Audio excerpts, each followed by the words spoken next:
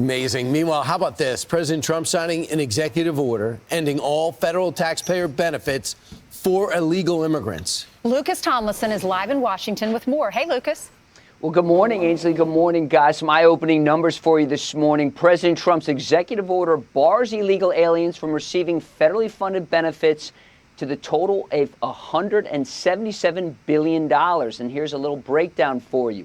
It includes $59 billion for Obamacare premium tax credits, $43 billion for the earned income tax credit and the child tax credit, $40 billion for Medicaid and Children's Health Insurance Program, $15 billion for food stamps, $13 billion for children nutrition programs, and $4 billion for the supplemental security income. A lot of acronyms for you this morning. The Federation for American Immigration Reform estimates that federal expenditures on illegal aliens in 2023 total nearly $66.5 billion. This includes more than $23 billion in federal medical expenditures and $11.6 billion in welfare benefits. The Manhattan Institute estimates that every new illegal immigrant has about an average cost about $130,000 to the American taxpayer. A lot of numbers this morning. Now, this isn't the only government program getting cut. Defense Secretary Pete Hegseth has ordered his senior military leaders to develop a budget to slash defense spending by 8%. He's ordered the proposed cuts on his desk by February 24th. In a memo released last night, the Pentagon says, quote, "We must act urgently to revive the warrior ethos, rebuild our military, and establish deterrence. The Department of Defense is conducting this review to ensure we are making the best use of taxpayers' dollars in a way that delivers on President Trump's defense priorities effectively, efficiently, and effectively." Now, 17 categories would be exempt from these budget reductions in the Pentagon, including military operations at the southern border, nuclear weapons and missile defense programs, as well as building drones and munitions, guys. Wow. So that number, it can be reduced, but it can't be. You can't just knock it down to zero, right? That's correct. That's correct, Brian. And right now, the United States is spending about 3.5% of our economy on defense. During the Reagan buildup, that was about 6%. In Jimmy Carter's day, the low point was 4.5% of the economy. So some people like Roger Wicker want to see a boost in defense spending with all the We will get you ranked #1 on Google Maps in 90 days or less, guaranteed.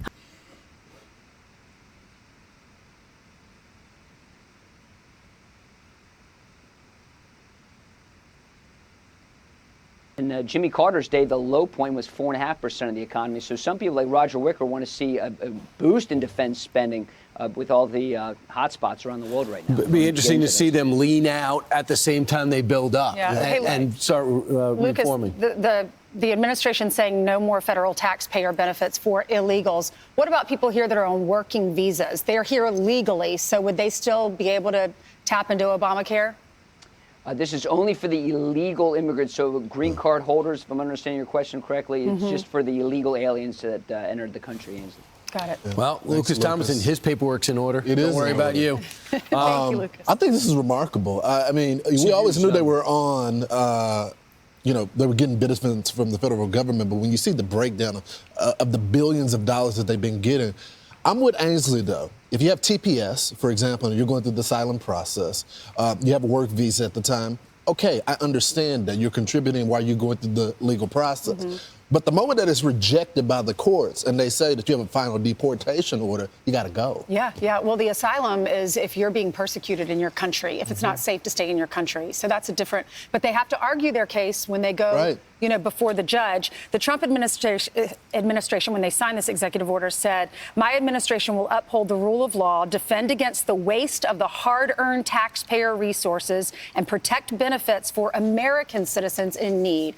They talk about those with disabilities and our veterans. So if you can take a chunk out of this, remember the goal is to save $1 trillion. You can take a huge chunk out of this per year. That is getting you there. Let's say $250 billion. Number one is only, how many? Was 260 people crossed on a day now? And it used to be, up to 8,000? All the sectors. So that's going to go down. The other thing is, I'm with you, Lawrence, if it's the criteria with this administration. That's right. But the other criteria with the previous administration was if you cross, it was the act, and you say, hey, I feel threatened, and that's not good enough. I agree. Well, they got to say, okay, tell me why you can't go to a different portion of your country if you feel threatened. Well, not just that, Brian. The law says that you have to stop at that first country that offers asylum. A lot of them were just coming straight to America and not going through the process. But apparently the number that is quoted is $450 billion that we would be.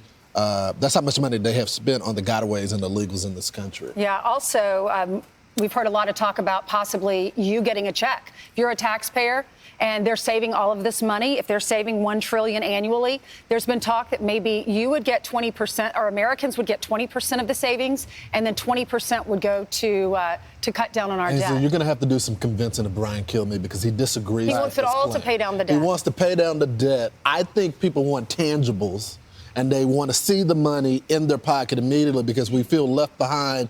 A lot of folks have endured with COVID and all that. And so I think it would help the economy if people saw that money. I like it too. A lot of people aren't watching the news. A lot of people don't even know that this is the conversation, that he's saving money.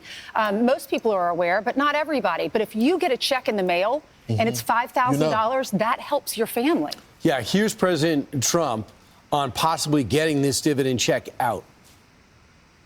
Elon Musk is proposing essentially giving money to Americans based on what Doge is finding. Do you have any thoughts on that? I love it. A 20% dividend, so to speak, for the money that we're saving by going after the waste and fraud and abuse and all of the other things that are happening. I think it's a great idea.